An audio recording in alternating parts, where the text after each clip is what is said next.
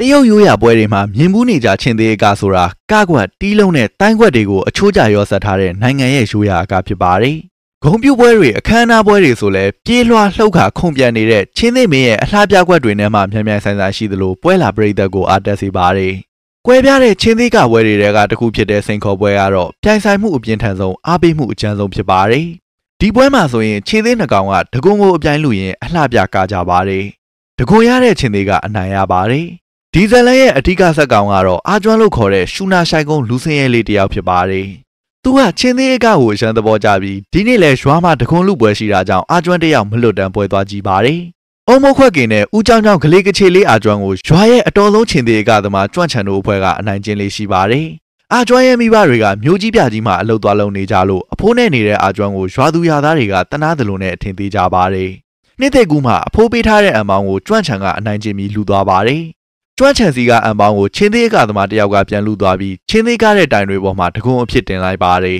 ။ဘယ်ကမှမသိဝင်လာတဲ့ချင်းသေးကအန်ပေါင်းကိုအရင်ရတဲ့သူအနိုင်ဆိုတဲ့သဘောနဲ့ချန်ပီယံကျွမ်းချန်ကိုစိန်ခေါ်လိုက်တာဖြစ်ပါတယ်။ကျွမ်းချန်ကလည်းတိတ်ခါကိုအထီးကိုက်မခံပဲစိန်ခေါ်တာကိုလက်ခံလိုက်ပါတယ်။ချင်းသေးနှကောင်ဖိုက်ကြတော့လှပတဲ့ကားကွက်တင်နဲ့အနီရောက်ချင်းသေးကအန်ပေါင်းကိုရှာသွားပါတယ်။အာကျွမ်းကိုပြန်ပေးလိုက်ချင်းယောက်ျားလေးတယောက်မဟုတ်ပဲမိန်းကလေးတယောက်ဖြစ်နေတာကိုအာကျွမ်းတွေးလိုက်ရပါတယ်။ကျွမ်းချန်ကသူ့ကိုအနိုင်ပိုင်းသွားတဲ့ချင်းသေးနီကိုမကျေနပ်လို့နောက်ကလိုက်တော့အာကျွမ်းကကောင်မလေးကိုစပိန်နဲ့ခေါ်တင်သွားပါတယ်။ကျွမ်းချန်တို့လက်ကလုံအောင်တောင်ပေါ်ထိနင်းပြေးသွားပြီးမျက်ခြေဖြတ်နိုင်လိုက်ပါတယ်။မိန်းမလှလေးတယောက်နဲ့အခုမှပတ်သက်ဘူးတာဖြစ်လို့အာကျွမ်းကရှက်နေပါတယ်။မိန်းကလေးနာမည်ကလည်းအာကျွမ်းပဲဖြစ်ပြီးသူတို့နှစ်ယောက်လုံးကစာလုံးပေါင်းကအစနာမည်တူနေပါတယ်။အာကျွမ်းရဲ့မိဘတွေကသူ့ကျမ်းမအောင်နန်းနှိမ်ပြီးမိန်းကလေးနာမည်ပေးထားတာဖြစ်ပါတယ်။မိန်းကလေးကသူတို့နှစ်ယောက်ရေစက်ပါလို့တွေ့ရတာလို့ပြောပြီးသူ့ရဲ့ချင်းသေးကောင်းဆောင်ကိုလက်ဆောင်ပေးခဲ့ပါတယ်။သူကိုယ်တိုင်ကလည်းချင်းသေးအကအဖွဲ့ဝင်ဖြစ်ပြီးလာမယ့်ပြိုင်ပွဲအတွက်လက်ကမ်းစာဆောင်တွေတော့ဝေထားပါတယ်။အာကျွမ်းကချင်းသေးအကမကတဲ့ကြောင်းပြောတော့မိန်းကလေးကခေါင်းဆောင်ကိုစောင့်ကြည့်ခိုင်းပါတယ်။ချင်းသေးခေါင်းဆောင်ဆောင်းလိုက်တဲ့အချိန်ကိုယ်စိတ်ထဲကအတန်ကိုကြားရတယ်လို့ပြောပြီးလူတွေအနိုင်ကျင့်တာခံနေရတဲ့ဂလိကချီအရှုံးသမားမလုံးနဲ့တော့လို့လည်းပြောသွားပါတယ်။အဲ့ဒီအစားလို့ချင်းသေးအကသမားတယောက်ဖြစ်လာဖို့ကအာကျွမ်းရဲ့အိမ်မက်ဖြစ်လာပါတယ်။သူ့ရဲ့မိဘတွေကရွာနဲ့ဝေးတဲ့မြို့တစ်မြို့မှာအလုတ်ကျန်းတွေလုပ်နေရပြီးသူတို့သားလေးကိုတက္ကသိုလ်ထားနိုင်မှုမစားရမတော့ရပတ်စံစုနေပါတယ်။အာကျွမ်းကလည်းသူ့မိဘတွေနောက်နှစ်ပြန်လာရင်မိဘတွေဂုဏ်ယူရတဲ့ချင်းသေးကသမားတယောက်ဖြစ်ချင်နေပါတယ်။ချင်းသေးကဖို့လူနှစ်ယောက်လိုတာကြောင့်သူ့တငယ်ချင်းအာမောင်ကိုအဖော်သွားဆွဲပါတယ်။တစ်ပင်ပေါ်မှာမြောက်ရုံနဲ့မြောက်ထိုင်ထိုင်ပြီးငပြောသီးစားနေတဲ့အာမောင်ကတော့နည်းနည်းမှစိတ်မပါပဲအာကျွမ်းယူလာတဲ့ချင်းသေးကောင်းကြီးကိုရှောင်းစားခိုင်းနေပါတယ်။အာကျွမ်းကသူ့ကိုမိန်းကလေးတယောက်လက်ဆောင်ပေးသွားတာလို့ပြောတော့အာမောင်စိတ်ဝင်စားသွားပါတယ်။မယုံသင်ကနဲ့အဲ့ဒီမိန်းကလေးပုံပြလို့ပြောတော့အာကျွမ်းကလက်ကမ်းစာဆောင်ကိုပြလိုက်ပါတယ်။အာမောင်ကချစ်စရာကောင်းမလေးကိုမြင်တော့ဒီလောက်လည်းမဟုတ်ပါဘူးကွာဆိုပြီးနှာခေါင်းသွေးရှမ်းနေပါတယ်။ချင်းသေးအကသမားဖြစ်ဖို့ကလည်းချက်ချင်းပဲသူ့အိမ်မက်ဖြစ်သွားပါတယ်။အကသမားနှစ်ယောက်ပြည့်ပင်မဲ့ဘုံတီးမဲ့လူလိုသေးတာကြောင့်နောက်တငယ်ချင်းတယောက်ကိုသွားခေါ်ပါတယ်။ဝါတုတ်အားကိုကအိမ်ကထမင်းဝအောင်မကြွေလို့အသားဆိုင်မှာအလုပ်လုပ်နေပါတယ်။ထမင်းမကြွေတဲ့အလုပ်တွေမလုပ်ဘူးလို့ပြောပြီးဆိုင်ကအမဲသားလုံးတွေကိုသူ့ကိုကြွေတာအထင်နဲ့စားပစ်လိုက်လို့နေချင်းအလုပ်ဖြုတ်ခံလိုက်ရပါတယ်။အလုပ်လက်မဲ့ဖြစ်သွားတော့မှအာကျွမ်းတို့နဲ့ပါလာပါတယ်။ဘုံသမားလုံးမှာဆိုပေမဲ့တီးစရာဘုံမရှိဝဲဖို့လည်းပတ်စံမရှိတာကြောင့်ရွာထဲမှာအလူလိုက်ခံကြပါတယ်။သူတို့လိုအတွေ့အကြုံနဲ့ဆိုရင်ဒီနေ့ချန်ပီယံစုကပြေးမလို့ဘူးလို့မဲဆွယ်အလူခံနေပေမဲ့ကျဲဥပုံနဲ့ပေါက်တာပဲခံလိုက်ရပါတယ်။ပေါက်တဲ့သူတွေကကျွမ်းချန်တို့ဖြစ်ပြီးအာကျွမ်းယူလာတဲ့ချင်းသေးကောင်ကိုမှတ်မိသွားပါတယ်။ဟိုနေ့ကသူ့ကိုစိန်ခေါ်ခဲ့တာသူတို့အဖွဲ့တွေကလို့ထင်လိုက်ပေမဲ့ဘသူကမှအလောက်အဖြစ်မရှိတာသိလို့ချင်းသေးကောင်ကိုပဲဖျက်ဆီးလိုက်ပါတယ်။အာကျွမ်းကစိတ်တူပြီးထားထိုးပေမဲ့ပွဲပြီးတော့၃ယောက်လုံးဖူယောင်ပြီးပြန်လာရပါတယ်။စိတ်တက်ကြပြီးမဖြစ်နိုင်တော့ဘူးဆိုတဲ့အတွေးနဲ့လက်လျှော့ခြင်းပေမဲ့သူတို့လည်းချင်းသေးကသမားတွေဖြစ်နိုင်တယ်ဆိုတဲ့စိတ်ကပိုများနေတာမို့၃ယောက်သားဆက်ကြိုးစားဖို့ဆုံးဖြတ်လိုက်ပါတယ်။ချင်းသေးကတင်မှုအတွက်၃ယောက်သားတင်တန်းရှိမှသွားဆောင်နေကြပါတယ်။သူတို့ကနင်းနေညံ့ညံ့ဆွဲမလျှော့ပဲစောင့်နေရင်ဆရာကသူတို့လိုအရှုံးသမားတွေကိုတောင်ထွက်တွေ့ပြီးလက်ခံပါပဲလို့မျှော်လင့်ထားပေမဲ့သူတို့ကိုထွက်မတွေ့တာကဆရာမရှိလို့ဖြစ်ပါတယ်။၃ရက်လောက်နေမှတန်ရှင်းရေးအဖိုးကြီးထွက်လာပြီးဆရာခရီးသွားလို့၃လပိတ်တယ်ဆိုတဲ့ဆိုင်းဘုတ်လာထောင်သွားပါတယ်။၃ယောက်သားစိတ်ပြက်ပြက်နဲ့ထပြန်ကြတော့အဖိုးကြီးကဂရုံကရင်နဲ့သူသိတဲ့ချင်းသေးအကဆရာနောက်တစ်ယောက်ရှိသေးတယ်လို့ပြောပြီးလမ်းညွန်မြေပုံပေးလိုက်ပါတယ်။မြေပုံမှာပါတဲ့အတိုင်းတောအထက်ထက်တောင်သွဲသွဲကိုဖြတ်ပြီးဆရာစီကိုသွားကြပါတယ်။ Google Map ထက်တီးကြတဲ့မြေပုံကိုကြည့်ပြီးလမ်းညွန်အတိုင်းသွားရင်ဖက်တီးကတာမော်ကပြုတ်ကြလို့ဒဏ်ရာတန်ချက်တွေနဲ့အဖိုးကြီးစီပြန်ရောက်လာပါတယ်။အဖိုးကြီးကမြေပုံမှာပေးမိတာဆိုပြီးနောက်မြေပုံတစ်ခုထပ်ပေးလိုက်ပါတယ်။ဒီမြေပုံကမလွဲတော့ဘူးလို့ပြောလိုက်လို့ကုန်းတရန်ရေတရန်ခီးနှင်လာပြန်ပါတယ်။ဒါပေမဲ့ဖက်တီးရင်နေသွားလို့ထွက်အံဆဲဆဲအသက်ကိုမနှဲပြန်ထည့်ခဲ့ရပြီးအဖိုးကြီးစီပြန်လာကြပါတယ်။ဒီတစ်ခါမှာတော့ဘာမြေပုံမှမယူတော့ပဲကိုယ်တိုင်လိုက်ပြဖို့အဖိုးကြီးကိုမှာပြီးခေါ်လာခဲ့လိုက်ပါတယ်။ အဖိုးကြီးခေါ်သွားတဲ့နေရာကအားမောင်းအိမ်နဲ့မိနစ်20လောက်ပဲဝေးတဲ့ရက်ကွက်တစ်ခုဖြစ်နေပါတယ်။သူတို့ကိုချင်းသေးကတင်ပေးနိုင်တယ်ဆိုတဲ့ဆရာကတော့ငချောက်ဆိုင်မှာငချောက်ချောင်းနေပါတယ်။ဆိုင်ထဲကစုတ်တီစုတ်ပြတ်ထွက်လာပြီးပလင်းထက်ကြီးတဲ့ခွက်တဲ့အရက်ငှဲတောက်နေတဲ့လူကိုအာကျွမ်းတို့3ယောက်မြင်တော့အဲ့ဒီလူသာအတော်ဆုံးချင်းသေးကသမားဆိုရင်ငါတို့3ယောက်ကရုပ်ရှင်မင်းသားပဲလို့ပြောရင်ပြန်ထွက်လာကြပါတယ်။ဒါပေမဲ့ငချောက်တဲ့ကြီးကချင်းနှောင်းကိုခေါင်းပေါ်တင်ပြီးချင်းသေးကလိုက်တော့အာကျွမ်းတို့အံ့ဩသွားပါတယ်။သူကအော်ဒါပိုးရမယ့်ငစနယ်တွေကိုချင်းသေးကရင်ချင်းနေလိုက်ထဲပါတယ်။မူဦးပြင်းတဲ့ကနေတော့သူ့မိမကပြုတ်ကျနေတဲ့ငစနယ်တွေကိုကောက်ပြီးခေါင်းကိုရှိုက်ချလိုက်ပါတယ်။အလုံးမလုံးပဲချင်းသေးပဲကကျင်နေတာကိုမကြိုက်တဲ့မိမကစူပူပြီးအော်ဒါလိုက်ဖို့ခိုင်းလိုက်လို့ရှမ်းရွီချန်လဲဆိုင်ကယ်နဲ့ငစနယ်သွားပို့ပါတယ်။အာကျွမ်းတို့3ယောက်လဲဆိုင်ကယ်နောက်ကိုပြေးလိုက်လာပါတယ်။သူပိုးရမယ့်ငါးတွေကိုဝိုင်းပို့ပေးပြီးသူတို့ကိုချင်းသေးကတင်ပေးဖို့တောင်းဆိုကြပါတယ်။ချင်းသေးလို့ကြားလိုက်တာနဲ့ရှမ်းရွီချန်ကတက်ကြွသွားပေမဲ့မိမကိုကြောက်လို့အာကျွမ်းတို့ကိုညှင်းလိုက်ပြီးထွက်သွားပါတယ်။ဒါပေမဲ့လက်မလျှော့တဲ့3ယောက်ကနေတိုင်းရှမ်းရွီချန်တို့ဆိုင်ရှိမှာလက်ဆောင်နေပြီးငါးသွားပို့ရင်လဲဆိုင်ကယ်နောက်ကိုပြေးလိုက်ပါတယ်။ရှမ်းရွီချန်ကလိပ်ပြမလုံတော့လို့အရေးချင်းရှိရင်တပည့်တော်လိုက်မယ်ဆိုပြီးဆိုင်ကယ်အုပ်ထုတ်ပေးပြီးအစမ်းကခိုင်းတော့3ယောက်လုံးကတယောက်တစ်မျိုးအသုံးမကျဖြစ်နေပါတယ်။အားမောင်းကချင်းသေးနဲ့မတူပဲမြောင်းနေတူနေပြီးအာကျွမ်းကြပြန်တော့မျက်လုံးလေးကတနာကမနဲ့ထောင်ထွက်ရုပ်ပေါက်နေပါတယ်။ကြက်ခိုင်မှုလည်းမရှိလို့3ယောက်စာလုံးကိုဖက်တီးတယောက်တည်းစားနေလို့လားလို့ရှမ်းရွီချန်ကမေးလိုက်ပါတယ်။အာကျွမ်းကတော့ဘသူဘလို့ပြောဆရာထက်သမှုအပြည့်နဲ့သူတို့လုံနိုင်တယ်ဆိုတာသက်သေပြခြင်းနေပါတယ်။အနိုင်ချင်းကအနှိမ်ငံဘဝနဲ့တစ်သက်လုံးမနေခြင်းဘူးလို့မခံမရနိုင်ပြောပါတယ်။သူ့စကားတွေကိုရင်းနဲ့ထိသွားတဲ့ရှမ်းရွီချန်ကချင်းသေးကသမားဆိုတာကိုကအားကောင်းမှုလိုတယ်လို့ပြောပြီးငစနယ်တွေပြစ်ပေးလိုက်ပါတယ်။အာကျွမ်းတို့3ယောက်ကိုဆရာအသစ်ဆက်ဆက်ကြီးကမိမမသိအောင်ပညာတွေခိုးသင်ပေးပါတယ်။ပျက်စီးသွားတဲ့ချင်းသေးကောင်းကိုတော့သူ့အဖိုးကပြန်ပြင်ပေးထားပါတယ်။ဆိုင်အလုံးမှန်သမျှကိုလည်းဆရာကတော့မသိအောင်ဝိုင်းကူညီပေးကြတာကိုဆရာကတော့ကသိလို့သူတို့3ယောက်ကိုနည်းနည်းအတိမတ်ပြူလာပါတယ်။ဆရာကပြောဖက်လွန်တဲ့3ယောက်ကိုတန်မအောင်လေ့ကျင့်ပေးတဲ့အပြင်တက်လုံကောင်းအောင်လည်းရှင်းငုတ်ခိုင်းပါတယ်။ချင်းသေးကရင်နောက်မှနေတဲ့လူကပူတန်မာရပြီးရှေ့မှနေတဲ့လူကပေါ့ပေါ့ပါပါလှုပ်ရှားနိုင်ရပါတယ်။အားမောင်းနဲ့အာကျွမ်းတို့ကတန်မာလာအောင်ရောတက်လုံကောင်းအောင်ရောလေ့ကျင့်ရပါတယ်။အာကိုကတော့လေ့ကျင့်စရာပုံမရှိလို့သူ့ရဲ့ဘိုက်ကိုပဲအားရပါရတီးနေပါတယ်။ဆရာတော်ကလည်းမတိကျအောင်ဆောင်ပြီးဆိုင်ကိုကူညီလို့စေရနာထားတဲ့အနေနဲ့သူတို့ကိုကြွေးမွေးထားပါတယ်။ချင်းသေးကတင်ပေးတာကိုအပြစ်ပြောခြင်းပဲမဲ့ချန်ရွီချန်ပြောနေတာကို10စုနှစ်ကြာလောက်မမြင်ရပဲအာချန်တို့3ယောက်နဲ့တွေ့မှသူ့ယောက်ျားပြောနေတာကိုမြင်တော့မပြောဘဲထားလိုက်ပါတယ်။ညစာထမင်းစားကြတော့အရေးအကဲမသိတဲ့အာမောင်းကပြိုင်ပွဲနေကြရင်သူတို့နီးပြအဖြစ်လိုက်ခဲ့ပါလားလို့ပြောတော့ချန်ရွီချန်ကဘေးမှာမိန်းမရှိနေလို့ဘာပြိုင်ပွဲလဲဘာတွေပြောနေတာလဲဆိုပြီးဟန်ဆောင်ထားဟောက်ပါတယ်။မိမကထမင်းစပွဲကထွက်သွားတော့အားမောင်းလို့အရိုက်ခံရတော့မဲဆရာကိုအာကျွမ်းတို့ကဆရာကတော့ရိုက်ဖို့လာရင်သူတို့တားပေးပါမယ်လို့ပြောပါတယ်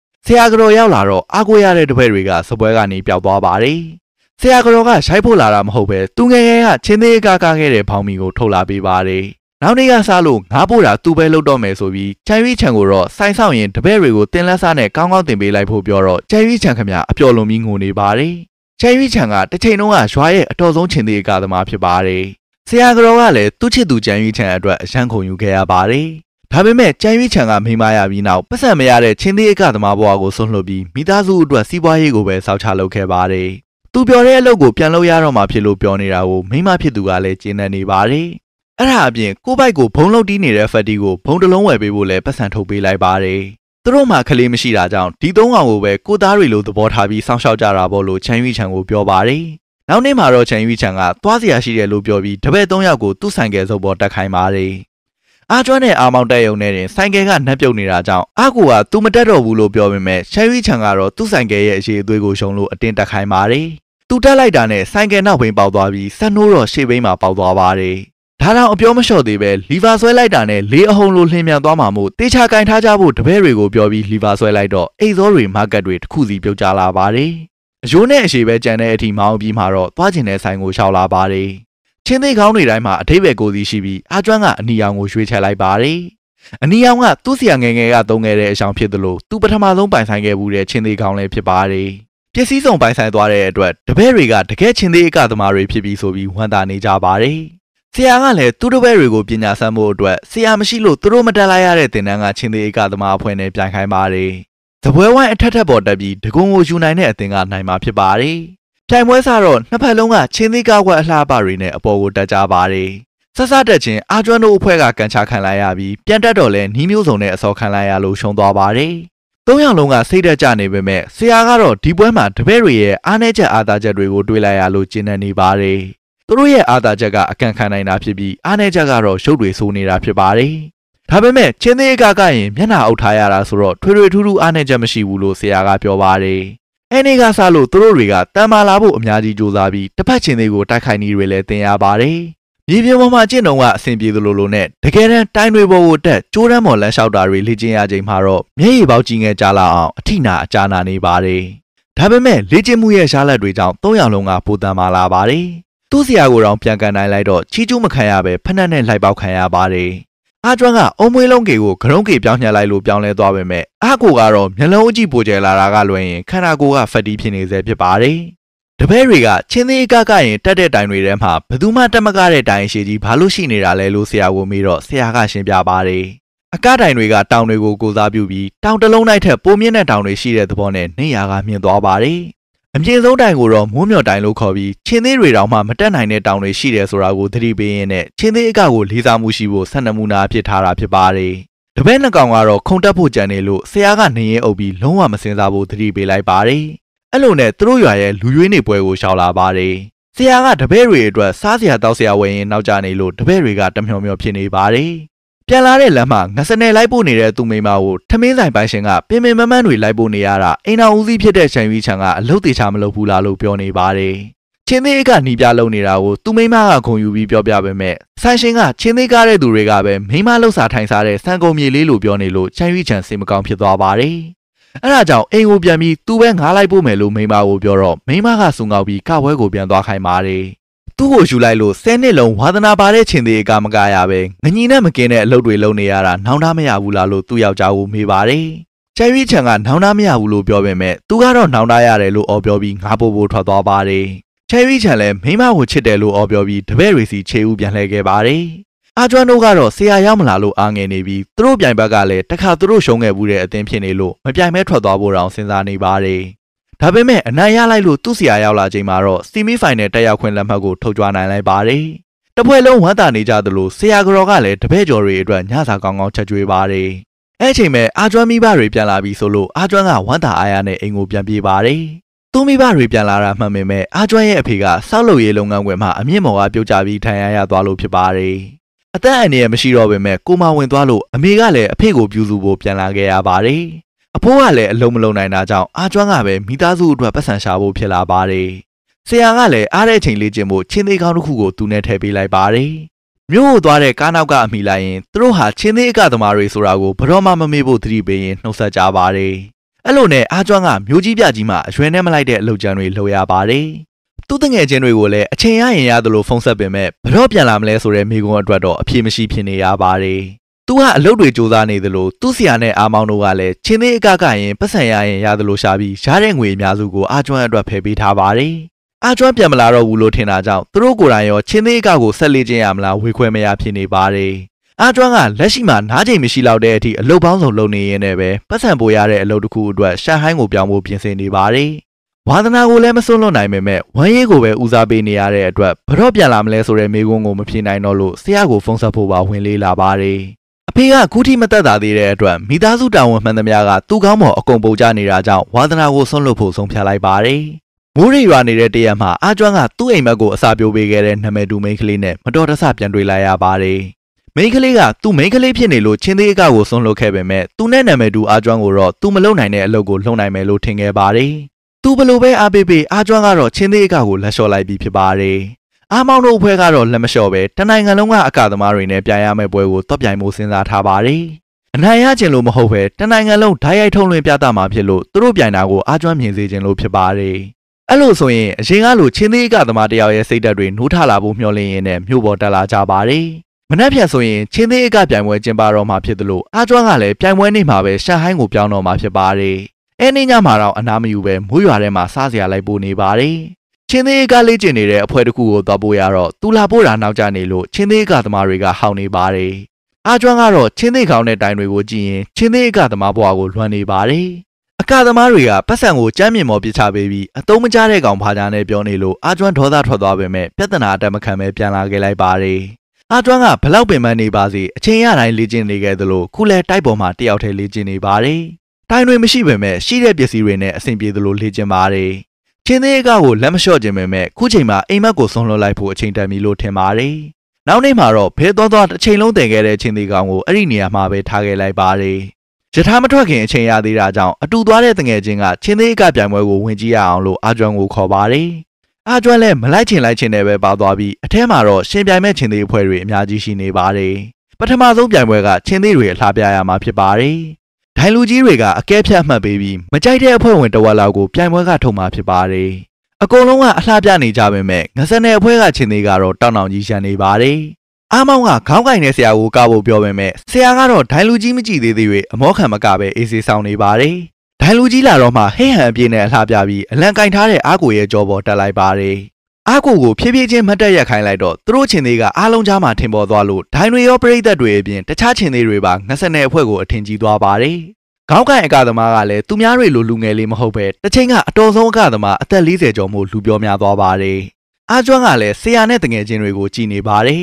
။အဲ့လိုနဲ့အဖွဲ့ဝင်တစ်ဝက်လောက်ထွက်သွားတော့ဒုတိယပွဲစဉ်ကိုစပြီးဒီပွဲကအားလုံးကြိုက်ကြတဲ့တကွန်လူပွဲဖြစ်ပါတယ်။တကွန်လေးခုစီကိုသွားဖို့လမ်းလေးလမ်းရှိပြီးချင်းသေးတွေကကြိုက်တဲ့လမ်းကိုသွားနိုင်ပါတယ်။ရေထဲပြုတ်ကြတဲ့ချင်းသေးကထွက်ရမှာဖြစ်လို့အားလုံးကလူသွားနေတဲ့လမ်းကိုရွှေ့ကြပါတယ်။တသိန်းကိုချင်းသေးကောင်2ကောင်သွားဝင်ရှိပေမဲ့3ယောက်ပဲရှိတဲ့ကြံရွေးချန်တို့အဖွဲ့ကတော့တကောင်ပဲပါနိုင်လို့နိုင်ဖို့အခွင့်အရေးကသူများထက်တဝက်နေပါတယ်။သူတို့ကလည်းလူနေတဲ့လမ်းကြောင်းကိုရွှေ့ပေမဲ့အကြံတူတွေများပြီးလူအများဆုံးလမ်းကြောင်းဖြစ်သွားပါတယ်။ပြိုင်ပွဲဝင်တွေကငစနယ်အဖွဲ့အရှမ်းတော်တာကိုသိလို့အရင်ဆုံးငစနယ်အဖွဲ့ကိုပြုတ်ကြအောင်လုပ်ဖို့တိုင်ပင်နေကြပါတယ်။ပွဲစားတာနဲ့အလူရက်တိုးကြလို့ငစနယ်အဖွဲ့ကနောက်ဆုံးမှကြံခဲ့ပါတယ်။စူးစမ်းပန်းစားဝင်တိုးပေမဲ့တကောင်ထဲအားနဲ့ဘလို့မှတိုးမရပဲချင်းသေးခေါင်းကွယ်ပြီးနောက်မှကြံခဲ့ပါတယ်။အာကျွမ်းကတော့အဲ့ဒါကိုကြည့်ရင်လှဲထွက်လာရမလားတွားကူညီရမလားနဲ့ခန်းစားချက်တွေဖြားများနေပါတယ်။ဆရာလည်းဒီအချိန်မှာတော့ပညာတွေရှို့မထားတော့ပဲသူ့ရဲ့နောက်ဆုံးအကွက်ကိုထုတ်သုံးဖို့ဆုံးဖြတ်လိုက်ပါတယ်။ဖက်နှက်တွေကိုချွတ်လိုက်တော့အနှစ်နဲ့အလားလားမစေးပဲထားခဲ့တဲ့ငစနယ်အနံ့ကြောင့်တခြားချင်းသေးတွေခမမူးမိပြီးရှည်တဲ့ပြုတ်ကြကုန်ပါတယ်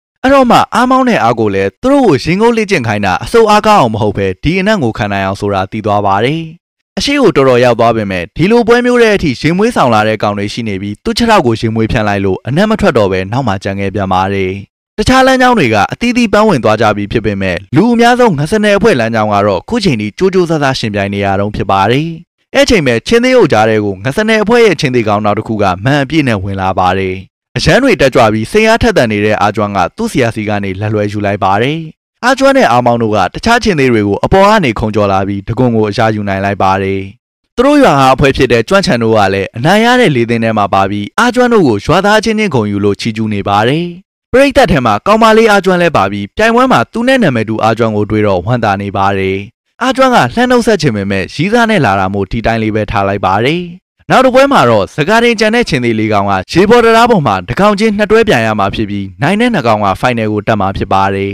။အခင်းပေါ်မှာချထားတဲ့အတားစီးတွေကိုမပြတ်စည်းစေပဲတကွန်ကိုယူနိုင်တဲ့အဖွဲ့ကအနိုင်ရမှာဖြစ်ပါတယ်။ပထမအချီမှာကျွမ်းချန်တို့အဖွဲ့ကပြိုင်ဘက်ကိုခွက်လာအောင်ရှုံသွားပါတယ်။သူတို့ကိုနိုင်သွားတဲ့အဖွဲ့ကအာကျွမ်းမှုတ်သွားဖို့ဝူတဲ့အဖွဲ့ဖြစ်ပါတယ်။အာကျွမ်းတို့ကလည်းနိုင်လိုက်လို့အဲ့ဒီအဖွဲ့နဲ့နောက်ဆုံးဗိုလ်လူပွဲကိုရှင်ပြိုင်ရပါတယ်။နောက်ဆုံးပွဲစဉ်ကခုံတန်းရှည်ပေါ်တက်ပြီးအလှပြတကွန်လူရမယ်ပြိုင်ပွဲဖြစ်ပါတယ်။တစ်ဖက်အသင်းကတော်လုံးသလိုကြမ်းလဲကြမ်းတာကြောင့်ငစနယ်အဖွဲ့အတွက်တော့ခက်ခဲတယ်လို့ဆိုနိုင်ပါတယ်။ခုံတန်းရှည်တွေစီထားတဲ့အပေါ်ကိုနှစ်ဖက်အသင်းကတက်သွားပြီးအပြိုင်အဆိုင်တကွန်လူကြပါတယ်။တက်ချင်းပဲတစ်ဖက်အသင်းကအာကျွမ်းရဲ့အလုတ်ထဲမှာဒဏ်ရာရတာတဲ့ခြေထောက်ကိုတက်နေလိုက်တာကြောင့်အာကျွမ်းဟန်ချက်ပြတ်သွားပါတယ်။ဒါပေမဲ့လက်မလျှော့ပဲအကျိတ်အိမ်နဲ့ရှင်ပြိုင်ပြီးတကွန်ကိုနှစ်သင်းလုံးကတဝက်စီဆွဲယူနိုင်လိုက်လို့သေရဖြစ်သွားပါတယ်။အဲဒါကြောင့်နောက်တစ်ပွဲစီစဉ်လိုက်ပြီးဒီပွဲမှာတော့တာမန်ထက်3စားလောက်မြင့်တဲ့ဒိုင်တွေပေါ်မှာတလက်စီအလှပြရမှာဖြစ်ပါတယ်။အနိုင်အရှုံးကိုတော့ဒိုင်တွေရဲ့အမှတ်နဲ့ဆုံးဖြတ်မှာဖြစ်ပါတယ်။ပထမဆုံးပွဲထွက်လာတဲ့တစ်ဖက်အသင်းရဲ့ကားကွက်တွေကအရန်သေးသက်သလိုဟန်ချက်ညီပြီးပြစ်ချက်ကင်းနေတာကြောင့်အာကျွမ်းတို့အခက်တွေ့သွားရပါတယ်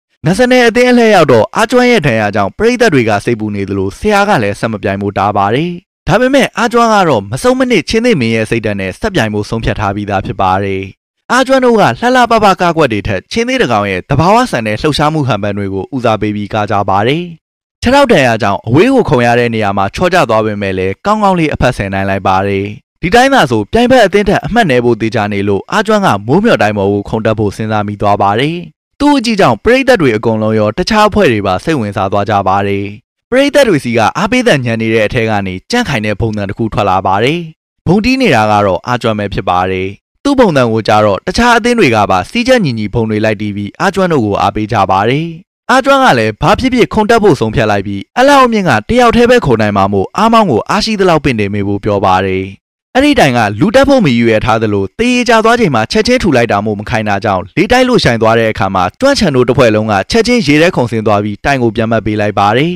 ဘယ်ချင်းသေးအကသမားမှတက်ဖို့စိတ်တောင်မကူဘူးတဲ့မိုးမျှော်တိုင်စီတရွာတဲ့သားတွေခုန်တက်မှာကိုမျှော်လင့်နေတာဖြစ်ပါတယ်ကြည့်ရှုနေတဲ့ပရိသတ်တွေကလည်းမြိုင်ဆိုင်နေတဲ့ပုံစံတွေနဲ့အတူရှင်းတထိတ်ထိတ်ဖြစ်နေရပါတယ်အဲ့ချိန်ပဲအားကျွမ်းကိုအားမောင်းကပင့်တင်ပေးလိုက်ပြီးအားကျွမ်းကမိုးမျှော်တိုင်စီကိုအားရှိသလောက်ခုန်လိုက်ပါတယ်သူကိုယ်တိုင်တိုင်ပေါ်မရောက်ခင်မှာပဲသူ့ရဲ့ချင်းသေးမင်းလိုစိတ်ဓာတ်ကဘယ်ချင်းသေးအကသမားမှမရှောင်နိုင်တဲ့အမြင့်ဆုံးနေရာကိုရှောင်နှင်နေပြီဖြစ်ပါတယ်